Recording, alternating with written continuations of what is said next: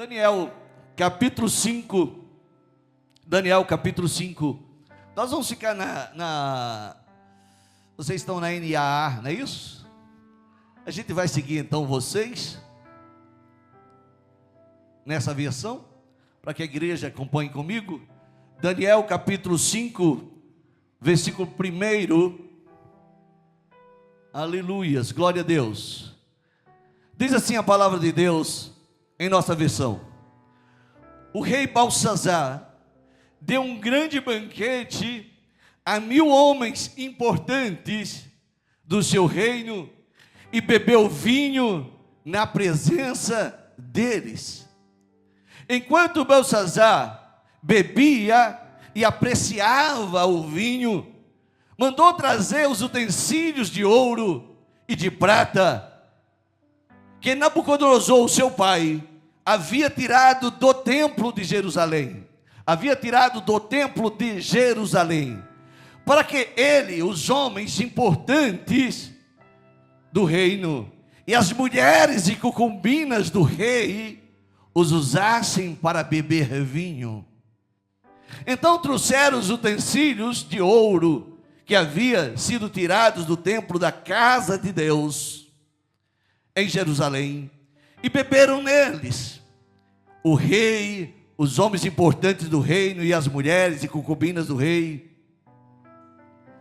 beberam vinho e deram louvores aos deuses de ouro, de prata, de bronze, de ferro, de madeira e de pedra. No mesmo instante, apareceram uns dedos de mão humana que começaram a escrever na parede caiada do palácio real, no lugar iluminado pelo candelabro. E o rei via os dedos que estava escrevendo. Então o semblante do rei empalideceu. E os seus pensamentos o deixaram perturbado. E as suas pernas bambearam. E os seus joelhos batiam um no outro. Tekel, você foi pesado na balança e achado em falta. Isso, versículo 27. Tekel, versículo 27. Você foi pesado na balança e achado em falta. Soberano Deus, Pai amado, Pai querido, Senhor, com temor e tremor, eu me coloco nesta noite, Senhor, como um mensageiro, Senhor, de uma palavra da Tua parte para o meu coração e o coração da Tua igreja. Senhor, quantas pessoas se encontram neste lugar, quantas pessoas, meu Pai amado, vieram a este lugar com um propósito de adorar o Teu nome.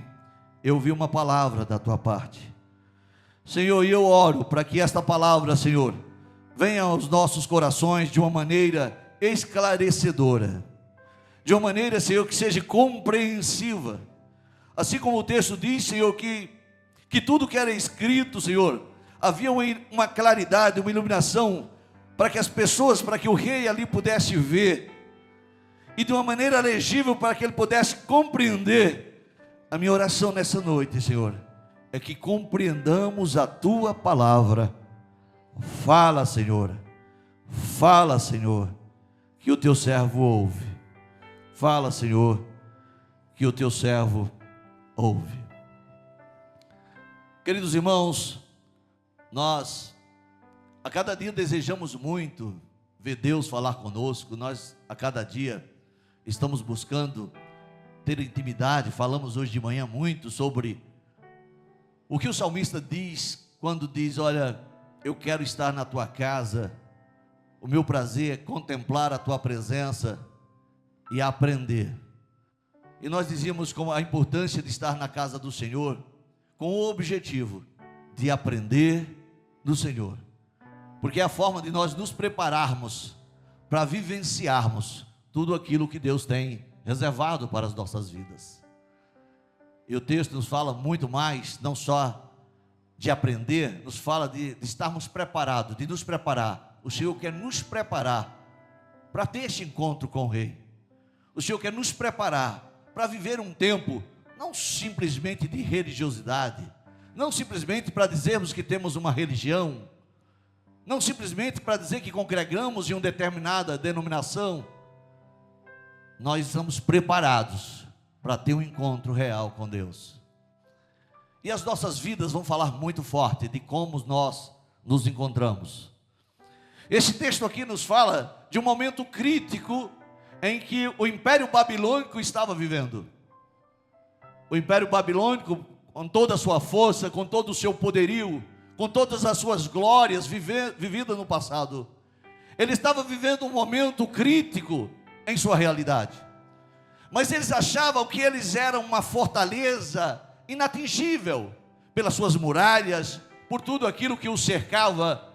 Eles não se preocupavam com o império que estava ali se aproximando dele, para declarar uma guerra, para tomar posse ali daquele império babilônico. Ciro e todo o seu exército estavam se aproximando. Mas o que nós percebemos aqui no reino, Belsazar e todas as pessoas importantes, nós temos aqui falando de números de 1000 convidados especiais, estava em uma grande festa, estava ali servindo um grande banquete, e nenhuma preocupação estava com o que estava acontecendo lá fora. O que estava no coração daqueles homens era curtir o momento, era viver aquela grande festa, era festejar e celebrar, sem dar importância a tudo aquilo que estava acontecendo lá fora. E muitas vezes assim acontece, que nós estamos vivendo sem dar a devida importância que Jesus está chegando, que o Senhor se aproxima. E muitas vezes nós precisamos fazer uma releitura da nossa vida, nós precisamos fazer uma reavaliação das nossas vidas, de como nós nos encontramos. Esses homens não só em um banquete, em uma festa, festejando com bebidas, com mulheres, eles foram muito mais além. Eles começaram a utilizar de todos os utensílios que, quando Jerusalém foi invadida pelos babilônicos, que não só levaram cativo as pessoas, eles levaram também os utensílios da casa do Senhor, a qual servia ao Senhor, servia no templo. E eles começaram a banalizar todos esses utensílios, começaram a beber usando os próprios utensílios da casa do Senhor. E aqui, irmãos, nós percebemos que naquele momento existe um decreto que estava sendo apresentado a todas aquelas pessoas. Portanto, eu quero trazer nessa noite uma mensagem: você está preparado? Você está preparado para conhecer a sentença de Deus para a sua vida? Vou repetir mais uma vez esse tema, meu irmão. Você está preparado para conhecer a sentença de Deus para a sua vida? O que nós percebemos nesse texto aqui, irmãos, é que neste momento, onde as pessoas estavam lá nas suas festas, nas suas farras, nas suas bebedices, com as mulheres buscando satisfazer a sua vontade e os seus prazeres, a Bíblia diz que é neste momento que existe um decreto. Deus se manifesta e determina um decreto naquele momento, onde as pessoas estavam banalizando aquilo que é sagrado, onde as pessoas estavam banalizando aquilo que era santo, onde as pessoas estavam profanando aquilo que era santo e separado por Deus, para manifestar a glória de Deus, para ser usado para a glória de Deus. É neste momento em que nós vimos algo que eu gostaria muito de aprender com você, juntamente com você, nesta noite. E eu quero trazer o primeiro ponto que me chama a atenção neste versículo: como está a sua vida diante de Deus? Procure a pessoa que está ao seu lado. Como está a sua vida diante de Deus? Talvez se eu perguntar como está a sua vida diante dos homens, como está a sua vida diante das pessoas, talvez você tenha uma resposta para nos passar. Mas a pergunta que o confronta nesta noite é: como está a sua vida diante de Deus? Como está você? Quem é você diante de Deus? A Bíblia diz que as pessoas que estavam naquele lugar eram pessoas muito importantes. E todo mundo queria agradar as pessoas pelo nível de importância, de posição que as pessoas exerciam. E o momento em que as pessoas estavam era simplesmente viver o momento presente. Era viver aquele momento, era curtir aquele momento, era festejar a festa, como pessoas muito importantes. Não importa a forma, não importa o meio, o importante é viver aquele momento. E é neste momento que nós precisamos, às vezes, fazer essa leitura agora dentro de nós. As pessoas não nos conhecem, as pessoas têm uma ideia, as pessoas fazem uma imagem de você, pelaquilo que tu és, pelaquilo que você representa. Mas quem é você diante de Deus? Quem é você diante do Senhor? Como é o olhar de Deus a seu respeito? Qual é o conceito de Deus em relação a você? Aqui, queridos, o versículo 27 nos mostra que existe algo que Deus diz: pesado foste na balança. O que Deus está dizendo para aquelas pessoas é que a sua arrogância, a sua prepotência, o seu descaso com o que é sagrado, descaso com as coisas de Deus, estava chamando a atenção de Deus, e Deus estava vendo tudo aquilo que estava acontecendo, e aquilo entristecia o coração de Deus, aquilo chamava a atenção de Deus, e nos mostra algo profundo, que Deus não está olhando para a tua aparência, Deus não estava olhando para o nível de importância das pessoas que estavam ali, Deus não estava olhando qual era a posição, o status, a condição financeira. Deus estava olhando um ato de profanação, de descaso com as coisas que é santa. Deus não olha a aparência, Deus olha a essência.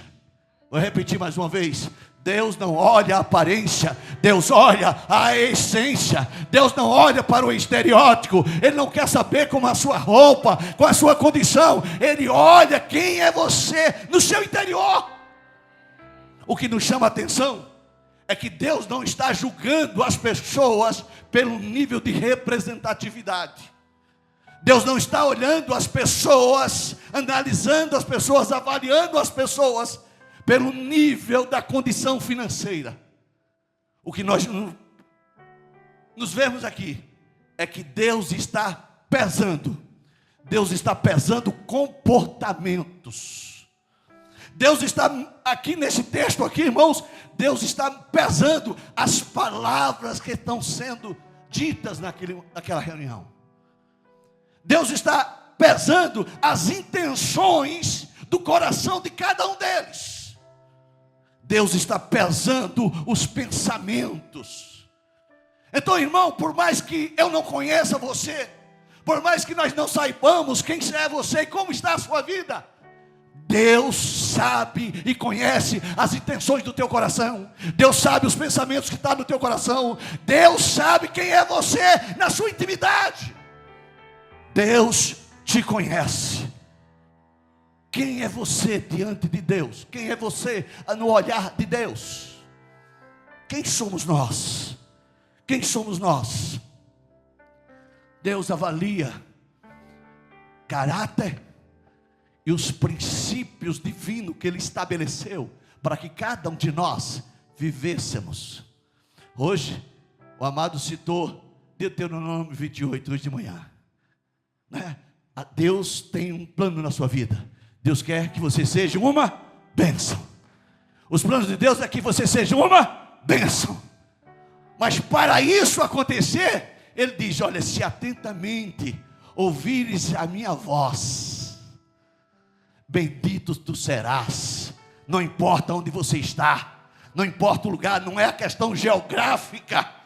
Se atentamente ouvir a voz de Deus e obedecer, tu serás bendito, não importa o lugar, não importa o tamanho da casa, não importa o emprego, não importa a função. A Bíblia diz que tu serás bendito, bem-aventurado, feliz. Talvez as circunstâncias no momento não sejam favoráveis, talvez o momento seja de escassez, talvez o momento seja de dor, talvez o momento as pessoas estão ridicularizando, não estão acreditando em você, estão te excluindo. Mas independente de qualquer coisa, quando eu ouço e obedeço, não importa o que eles pensam, não importa o que eles falam, uma coisa, eu tenho convicção: eu sou bendito aos olhos de Deus, eu sou bem-aventurado aos olhos de Deus. E em todas essas situações existe um propósito, e Deus será glorificado por meio da minha vida.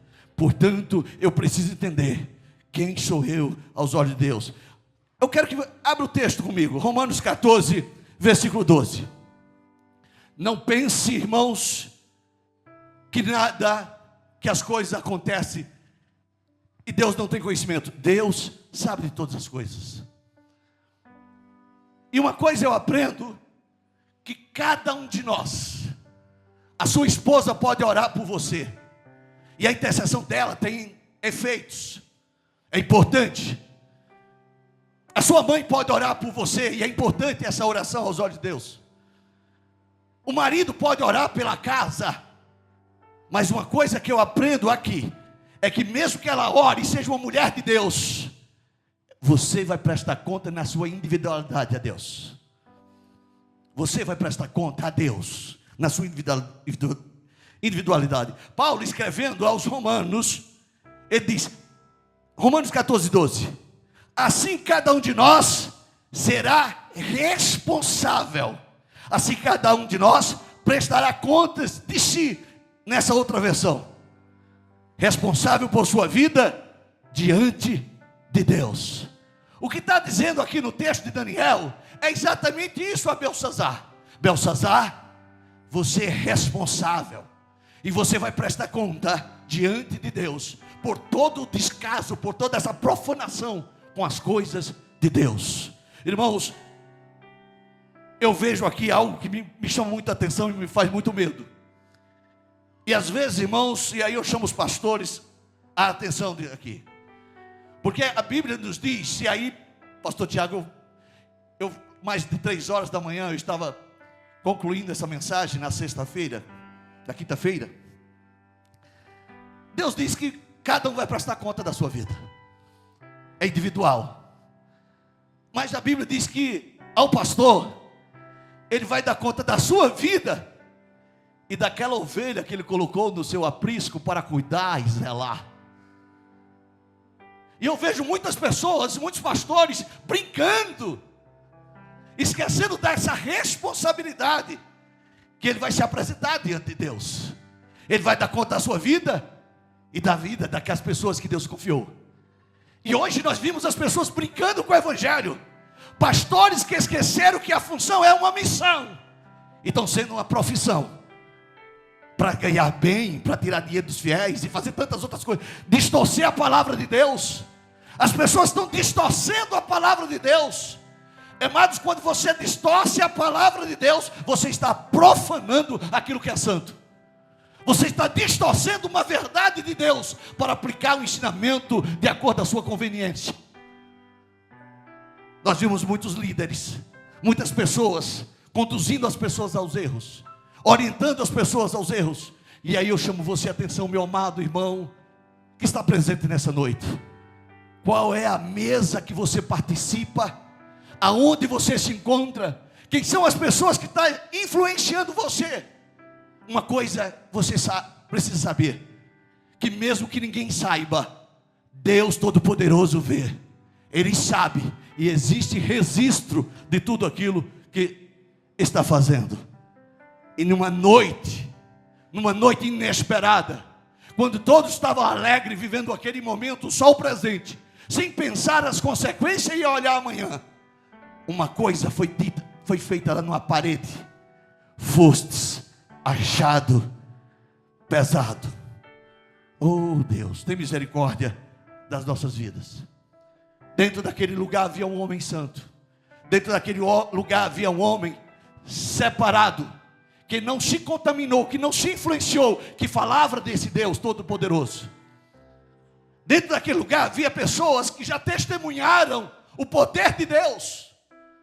O pai de Belsazar, o avô de Belsazar, ele viu algo tremendo com Sadraque, Mesaque e Abednego. Homens que viveram e deram testemunho do poder de Deus, que Deus é fiel.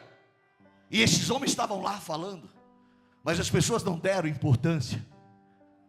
Assim como nos dias de Noé, que Noé trazia uma mensagem de salvação, dizendo: olha, se arrependam, enquanto é tempo. E as pessoas não deram importância. No tempo também aqui de Babilônia, da mesma maneira estava acontecendo. Não se dava importância àquilo que estava sendo pregado. Hoje os dias não são diferentes. Uma frieza espiritual acontecendo no meio da igreja. Uma frieza acontecendo no meio do povo. Existe uma igreja light. Uma igreja que não quer perder pessoas. Porque o pastor não quer desagradar as pessoas. Porque as pessoas lá são importantes. Tem títulos, tem condição, tem dízimo alto. E para não perder, faz algo para agradar as pessoas.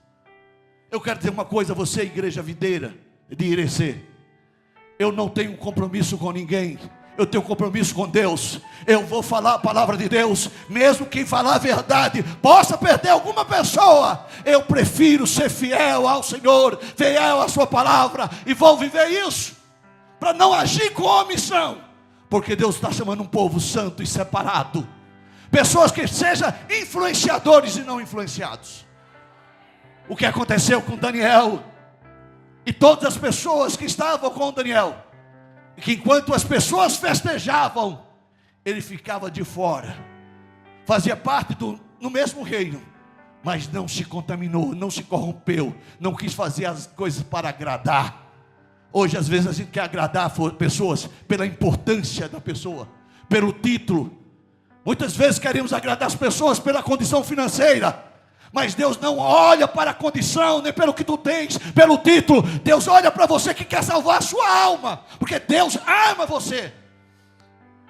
O que chama a atenção de Deus é você, porque Ele ama e Ele a quer. Mas muitas vezes nós estamos brincando com Deus. Subimos ao altar porque queremos provar que cantamos bonito e que sabemos cantar.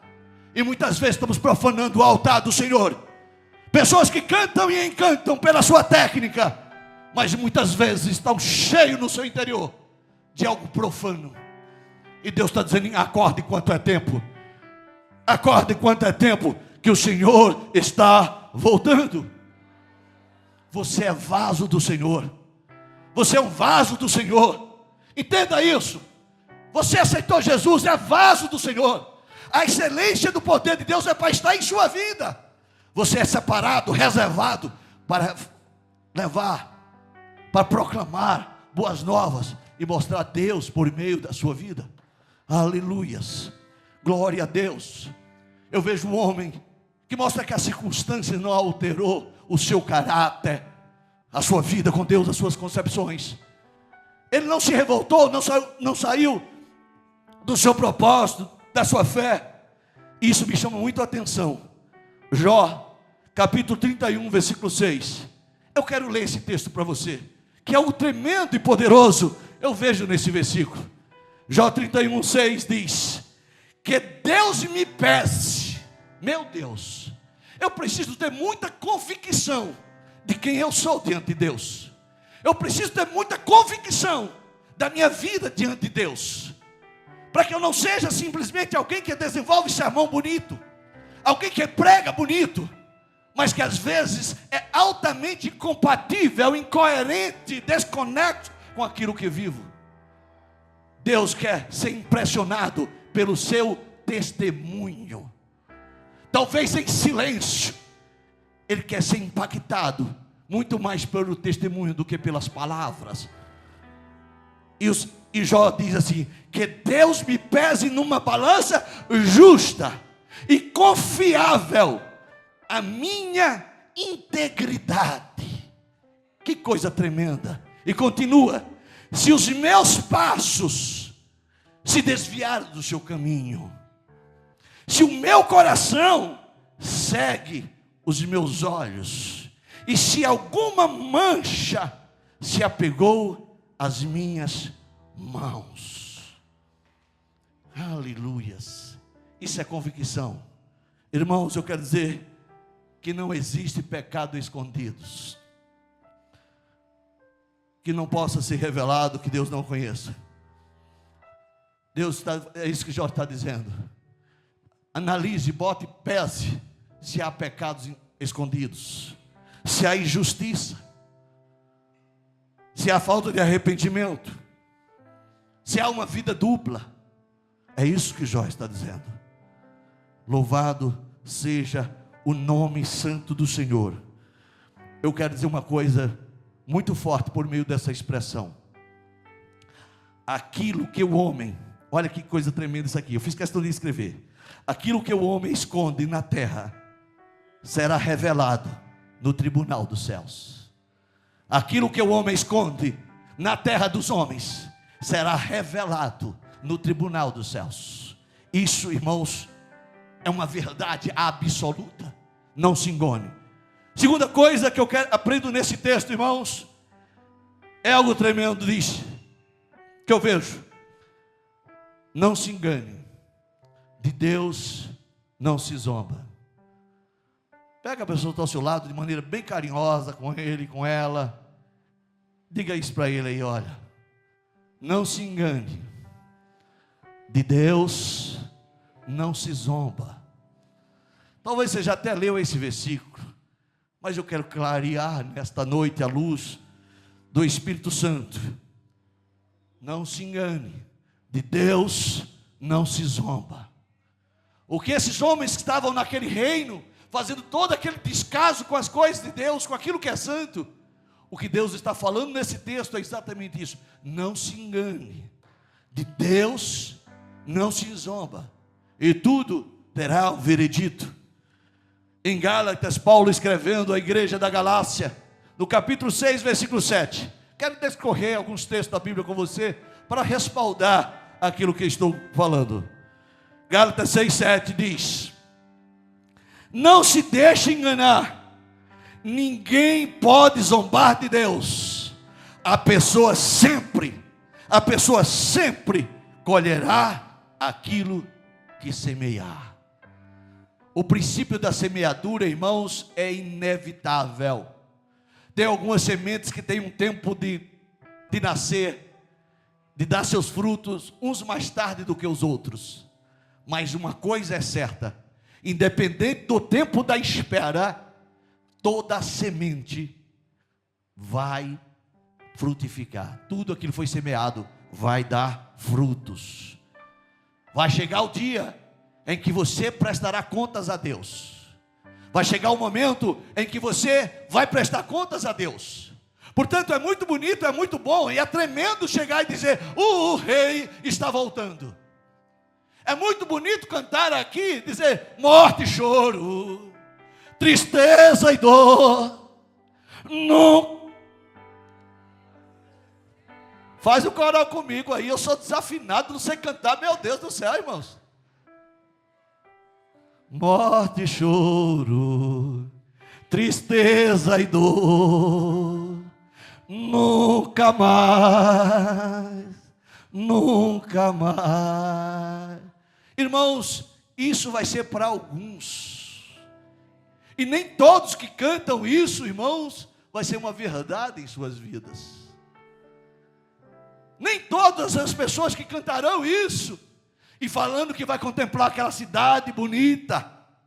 Eu quero poder chegar no dia, irmãos, como sou aposentado, um velho aposentado, e hoje o meu único ofício é sacerdócio.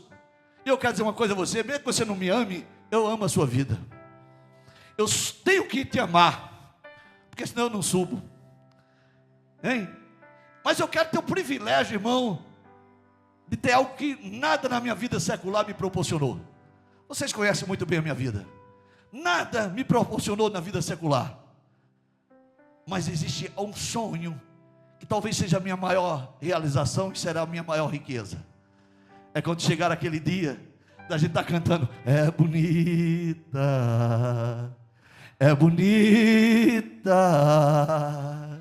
a cidade que Jesus me preparou, ela é bonita, é lá que eu vou morar, o pecador não acredita, a cidade que Jesus preparou. Eu não vou cantar o outro estrofe aqui não, porque senão vocês podem correr. Tem alguns irmãos aqui, parece que os irmãos aqui, esse casal bonito aqui, parece que é a primeira vez que nos visita. Eu não quero fazer você sair daqui entristecido, escandalizado pela voz do pastor cantando.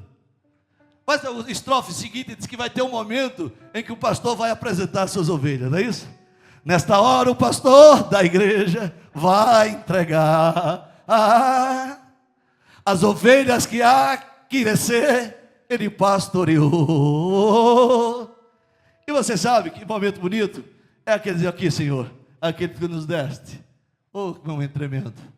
Mas eu preciso me preparar para esse encontro, eu preciso estar preparado para esse momento. Eu preciso estar preparado, irmão. Sabe por quê? Porque é uma coisa que é uma verdade absoluta, que não vai mudar essa verdade em sua vida. Em 2 Coríntios 5,10. Olha que coisa forte, irmãos. 2 Coríntios 5,10.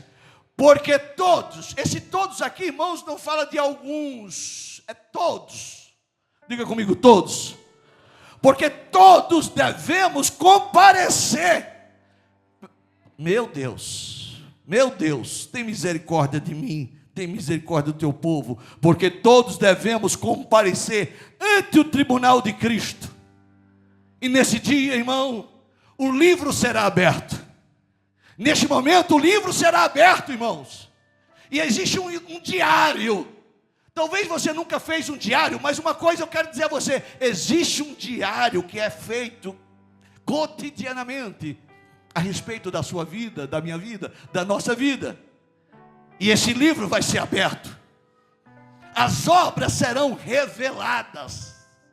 As obras serão reveladas. E as consequências aqui, irmão, desse texto de Paulo escreveu ao Coríntios, elas serão expostas. O que o Babilônia está vivendo é exatamente um momento de exposição. De exposição. Avaliando todo o seu proceder e comportamento. Mostrando o descaso de algo que não foi dado importância, uma palavra que era pregada, a um testemunho que foi demonstrado pela vida de tantos homens de Deus, a qual estava ali. O juízo de Deus será um momento de confronto. O juízo de Deus será um momento de confronto. Seremos confrontados pelo juízo de Deus. Parece que muitas pessoas vivem como se tivesse uma vida que nunca ia dar conta ou satisfação dos seus atos.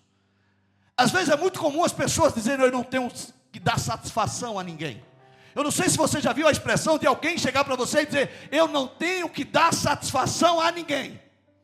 Eu quero dizer uma coisa: você está enganado. Você vai dar satisfação. Talvez você não precise dar satisfação a pastor. Talvez você não precise dar satisfação a pai, a mãe, a filho, marido ou esposa. Mas uma coisa eu quero dizer a você: você vai dar satisfação, vai prestar conta. Vivemos um tempo, irmãos, em que vivemos a geração de Acabe. Queremos ouvir aquilo que nos agrada. Queremos ouvir aquilo que massageia o nosso ego. Aquilo que nos alegra. Nós queremos chegar na igreja e ver o pastor falando de vitória.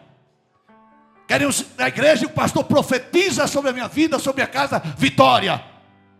Irmãos, vitória vai fazer parte de todo o povo de Deus. Faz parte naturalmente. Porque só vai falar de vitória todas as pessoas que passam por lutas. E se tem uma coisa que apresenta a vida de um homem e mulher de Deus, são lutas. Você vive lutas?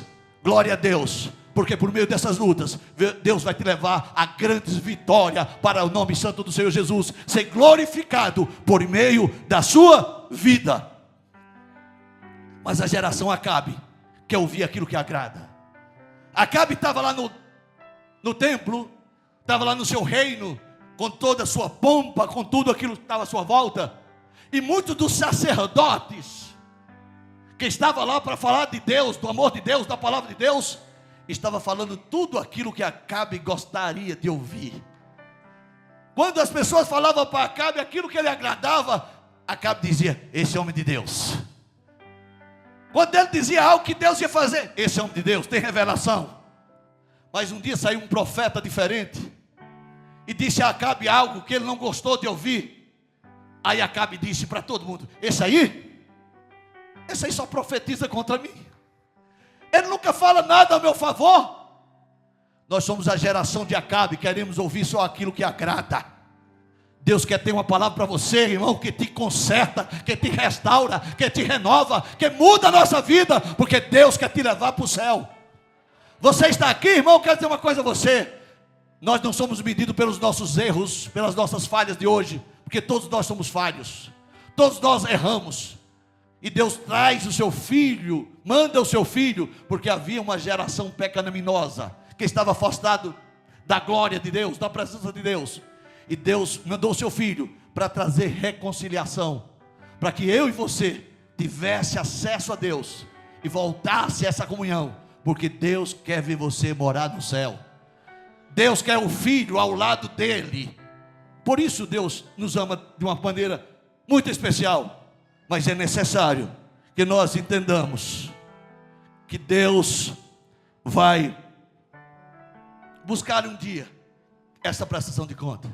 E quando não damos a devida importância, presta atenção, Belsazar, por não dar importância ao que é sagrado, por usar as coisas sagradas no templo, por defamar e fazer tudo aquilo que vocês viram, beberam nos vasos sagrados, os vasos que eram no templo, que era para a manifestação da glória, tiraram do templo. E a Bíblia diz que Belsazar faz as pessoas beberem nesses vasos que eram separados, profanam, brinca com as coisas de Deus. E aí, irmãos, uma coisa eu percebo aqui: todas as nossas palavras, decisões e atitudes vão ser pesadas diante do Senhor Jesus. O homem pode fugir da justiça da terra, mas ele não pode fugir da justiça divina. Em Hebreus 4:13, em Hebreus 4:13, olha que coisa tremenda aqui, irmãos. Nada, isso é o nada de Deus, nada em toda a criação está escondida de Deus. Tudo está descoberto e exposto diante dos seus olhos, e é a Ele que prestaremos contas. O decreto, irmãos, deste homem foi de morte. O fim deste homem foi de morte. Todo o reinado, toda a sua pompa, todo esse festejo, chegou o fim. Naquele dia havia uma sentença: o teu reino termina, chega ao fim. Uma coisa que eu aprendo aqui, irmãos, e eu falo o último ponto para encerrar a mensagem dessa noite. Eu gostaria que você entendesse esse último ponto. Se os primeiros pontos ele até choca, ele confronta, às vezes gera desconforto em ouvir, o terceiro ponto, ele traz algo que é bálsamo para a minha vida e para a sua vida. É dizer que nós falhamos, nós erramos, mas o problema não é falhar ou errar, é a permanência na falha e no erro. O versículo aqui, eu quero ler esse último ponto aqui, e eu gostaria que você entendesse o que eu vou dizer. Em Jesus, nós somos guardados. Diga a pessoa que está ao seu lado: em Jesus estamos guardados e seremos honrados. Em Jesus seremos guardados, somos guardados em Jesus e seremos honrados. Se eu for firme e fiel, se eu manter essa fidelidade, essa obediência, vai haver esse momento de honra. Olha o que acontece aqui nesse texto aqui, que me chamou muito a atenção, o versículo 29 do capítulo de Daniel que lemos, do capítulo 5. Daniel vem à frente para tentar decifrar, discernir aquilo que estava escrito. Existe coisa, irmãos, que só com discernimento espiritual. Existem situações das nossas vidas, irmãos, que pessoas não poderão resolver de si mesmo, baseado na sua intelectualidade. É preciso ter discernimento espiritual, extrair uma exegese espiritual, para compreender aquilo que Deus está falando. E o texto nos diz: então por ordem de Beltsazar, vestiram Daniel com um manto vermelho e colocaram em seu pescoço uma corrente de ouro e o declararam o terceiro em importância no reino. Versículo 30, naquela mesma noite, Beltsazar, rei da Babilônia, foi morto. Irmãos, isso muito me chama a atenção. Primeiro eu quero tentar contextualizar aqui essa colocação. O terceiro, ele será o terceiro no reino. Por que o terceiro? Porque Beltsazar é o segundo, porque o rei de fato era Naronildo, o seu pai. Então, acima de Daniel estaria Beltsazar e Naronildo. E por isso ele faz essa colocação. Só tem que Deus já tinha feito algo, já tinha determinado algo diferente. Daniel, irmãos, ele altera o ambiente espiritual. A nossa fidelidade, a nossa vida com Deus, vai chegar um momento que vai alterar o ambiente espiritual que estamos vivendo. A Bíblia nos diz que foi dado a ele aquele manto vermelho, que representa o sangue de Jesus que é derramado por nós. Quando nós dizemos: Senhor, me cobre com o teu sangue, nós estamos recebendo este manto, irmãos, de autoridade. Deus está levantando um povo com autoridade, e não só autoridade, credibilidade espiritual, para falar do poder de Deus, para falar do amor de Deus. Precisamos ser esta geração, irmãos, que não seja conhecido como um religioso, como mais um crente, mas alguém nesta cidade, ou aonde quer que você vá, que as pessoas vejam em você uma autoridade divina, uma autoridade espiritual, uma representatividade dos céus, aonde quer que você vá. Daniel, irmãos, depois que muitas pessoas brincaram e zombaram dele, por não ter participado dos manjares, por não participar dos banquetes, por renunciar a tantas coisas, talvez foi incompreensível e foi talvez debochado. E quantas vezes eu e você vai ser ridicularizado, debochado, porque estamos renunciando banquetes, manjares.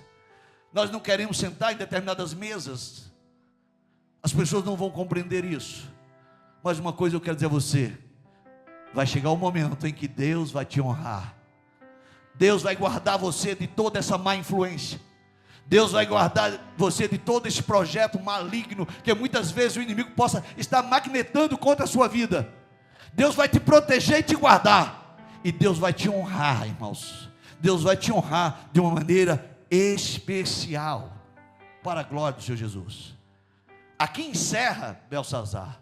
Aqui encerra o poderio babilônico. Aqui a queda de Babilônia acontece. E agora não mais vai se falar em Babilônia. Agora vai falar da Síria. Ciro agora vai governar. Ciro agora é o governante daquele povo. E aí a gente vê agora algo acontecendo no reino espiritual, onde um homem que foi guardado, onde a sentença de morte, e todas as pessoas que curtiram a vida tiveram a sentença de morte, e todas as pessoas pagaram um alto preço. Nós vimos um povo que não se misturou, que não se contaminou. Deus mostrando a diferença. E aqui, irmãos, eu quero abrir com você Daniel 6,3. Eu já estou aqui falando agora de Ciro. Eu estou falando agora do Império Persa. Eu estou falando agora daquela região ali do Irã, que é hoje, mostrando o que Deus está fazendo e como Deus honra, e como Deus leva as pessoas a viver uma realidade diferente. Eu quero dizer a você que Deus pode estar te levantando como uma autoridade política representativa de um povo. Em um tempo em que as pessoas dizem que político é tudo igual, você pode se levantar e dizer: não, existe um povo diferente para a glória do Senhor Jesus. Nós vimos aqui um Daniel que está vivendo dentro de um lugar político, de uma força política, de um governo político, mas Daniel está mostrando a diferença no lugar em que ele se encontra. E aqui, irmão, em Daniel 6,3, Eu vejo agora o Ciro, esse governador, esse homem agora que está assumindo todo o poderio, o maior poderio, a cadeira mais importante deste império. Ele chega e diz: então mesmo Daniel se destacou, o mesmo Daniel, faz questão de dizer, o mesmo Daniel do período babilônico, que foi levado cativo e viveu toda aquela situação, esse mesmo Daniel da opressão, esse mesmo Daniel que chorou e que sofreu, esse mesmo Daniel que muitas pessoas o excluíram pela sua maneira de cultuar a Deus, de buscar a Deus. Talvez ele foi chamado de fanático e tantas outras coisas que poderiam ter chamado. O texto faz questão de dizer, é esse mesmo Daniel, é esse mesmo Daniel do período babilônico, do período de Nabucodonosor, do período de Belsazar. Ele está dizendo, esse mesmo Daniel se destacou entre os demais presidentes. Aqui nós estamos falando aqui de autoridades representativas políticas e satrapas, porque nele havia um espírito excelente. Oh Deus, em você há um espírito excelente, irmãos. Existe algo de excelência da parte de Deus na sua vida, que é o que me faz ser diferente, que te faz ser diferente. Não é a aparência, não é a conta bancária, é a excelência do poder de Deus. Esse Espírito que está em minha vida, em sua vida, para fazer a diferença aonde quer que eu esteja, que você esteja. Então deixa Deus te usar e haja com excelência. Haja com excelência. Oh, glória seja dada ao nome santo do Senhor. Irmãos, só tem um detalhe. Eu quero dizer uma coisa a você, pastor, mas quando eu estou buscando o Senhor, quando eu estou me envolvendo, parece que os problemas, parece que às vezes ele vem com mais intensidade. Parece que a guerra vem com mais intensidade. É verdade, irmão. Porque cada vez que o nome de Deus começa a ser glorificado em sua vida, que as pessoas veem Deus em sua vida, o inimigo vai maquinar, vai se unir para tentar te abater e te destruir. Mas não importa quantos sejam os levantes, não importa toda a trama que está sendo maquinada contra a sua vida, seja firme e fiel, porque Deus vai te honrar. A Bíblia diz que Daniel começou a buscar o Senhor, cada vez mais com mais intensidade. E a Bíblia diz que começaram a armar para Daniel, como Ciro, como o governo estava vendo ele como uma pessoa diferente, ele se destacava. Começaram a trabalhar para puxar o tapete, para que ele perdesse aquela influência, aquela autoridade dentro daquele governo. E aí, irmãos, nós vimos algo tremendo. Maquinaram para que Daniel fosse penalizado, porque Daniel estava orando, estava buscando, clamando, e as pessoas maquinaram um decreto, um projeto. Talvez foi essa assembleia que nós temos em Brasília, que maquina muitas coisas contra o povo ou contra as pessoas que querem servir a Deus. É melhor nem falar nisso aqui agora, senão vai render, hein? Nós temos um STF e tantas coisas ruins acontecendo. Olha o que diz esse texto, Daniel 6,14. Vou tentar correr aqui para nós terminarmos no tempo hábil. Diga a pessoa ao seu lado, Deus vai te honrar. Existe algo da parte de Deus para acontecer na sua vida. Esses levantes, essas tramas, toda essa guerra do inferno querendo destruir a sua vida, destruir a sua casa, a sua família, o seu casamento, alguma área em sua vida, é porque o inimigo não está satisfeito com algo que você está fazendo para Deus. Olha o que diz esse texto. Quando eles fizeram a trama, quando o decreto foi assinado pelo rei, e encontraram Daniel buscando ao Senhor, orando ao Senhor, neste momento, Daniel faz uma transgressão, ele transgride um decreto real. E como houve uma quebra da lei a qual foi proferida, existe uma sentença de morte. Mas a sentença teve que ser dada, mesmo o rei, agora com admiração por Daniel, a sentença foi ter que ser dada. Presta atenção que eu vou ler aí, Daniel 6,14. Daniel 6,14, vai comigo aí, me acompanhe. Ao ouvir isso, o rei ficou muito triste e decidiu livrar Daniel. Até o pôr do sol se empenhou por salvá-lo.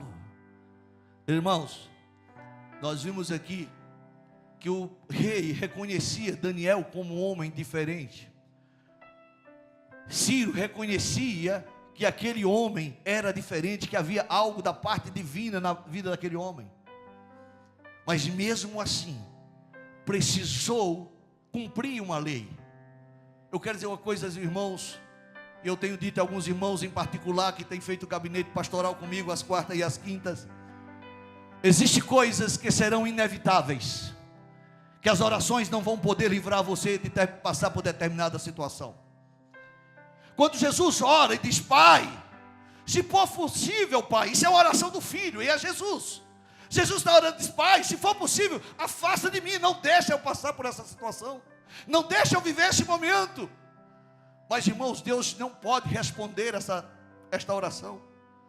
Esta oração Deus não pode mudar. Por quê, irmãos? Havia um propósito naquela situação.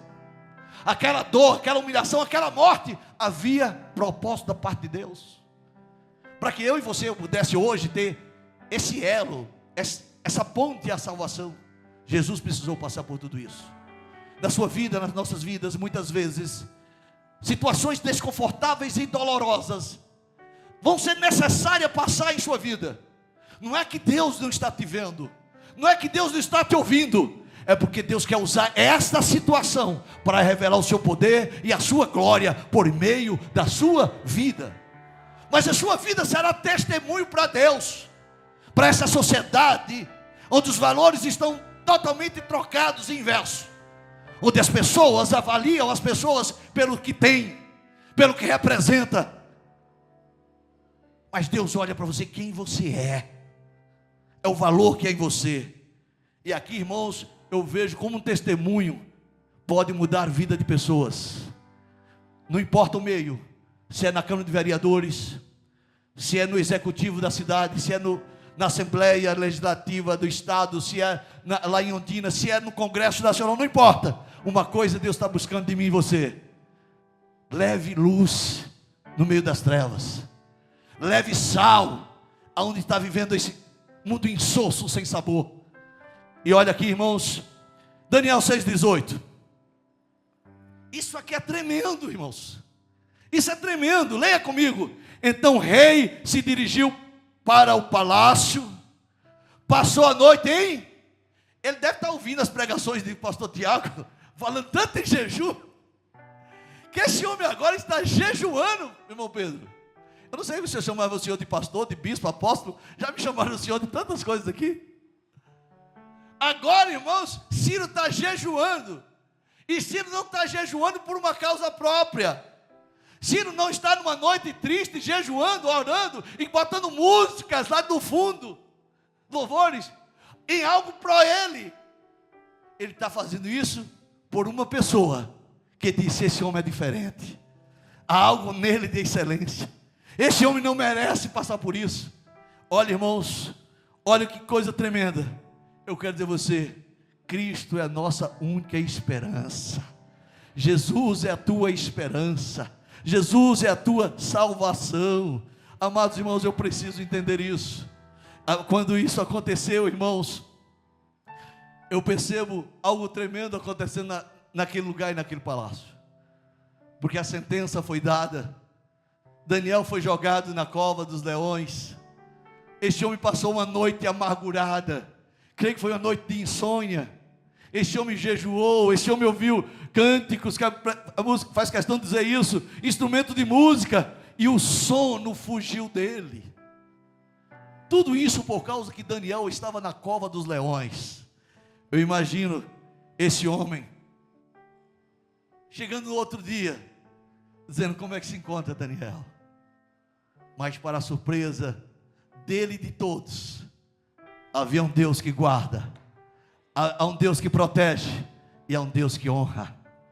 Se você for firme, fiel, irmão, se você sair e abrir mão, renunciar tudo aquilo que é pecaminoso, todos os manjares, todas as bandejas que o diabo colocar na tua frente, se você for forte e abrir mão de tudo isso, tenha uma certeza de uma coisa: o diabo vai se levantar contra a sua vida, o diabo vai maquinar contra a sua vida, mas Deus vai te proteger, Deus vai te guardar, e Deus vai te honrar para a glória do nome santo do Senhor Jesus. E foi isso que aconteceu. Foi isso que se aconteceu, irmãos. O que Deus espera de mim e você é que nós venhamos reconhecer as nossas falhas, os nossos erros, convertermos verdadeiramente dos maus caminhos e buscar ao Senhor de todo o nosso coração. É entender que não é religião, não é a placa da igreja, é servir a Deus com inteireza de coração, um coração puro.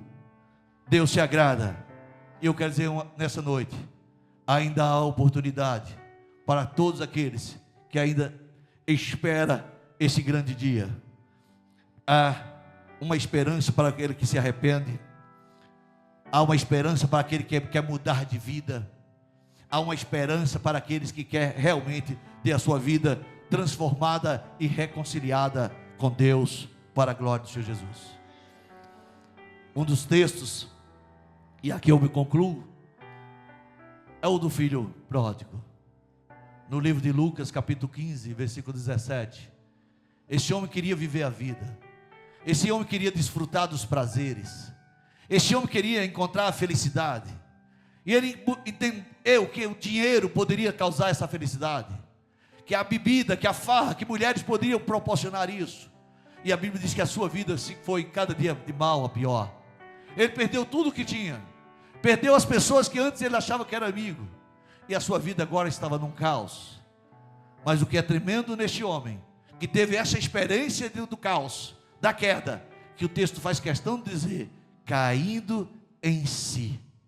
Que nesta noite eu possa refletir sobre o meu comportamento e minha vida espiritual, que nessa noite eu reflita sobre as palavras e a minha linguagem que eu tenho para com outras pessoas, que a cada dia eu possa refletir sobre o ambiente em que eu estou vivendo, e olhar, Deus está se agradando da minha vida, Deus está se agradando do meu testemunho, Deus está se agradando do meu comportamento.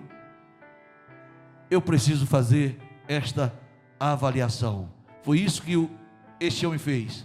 Ele caiu em si e voltou para a casa do pai, e naquele momento o pai o recebeu, o pai o abraçou, guardou e honrou aquele filho.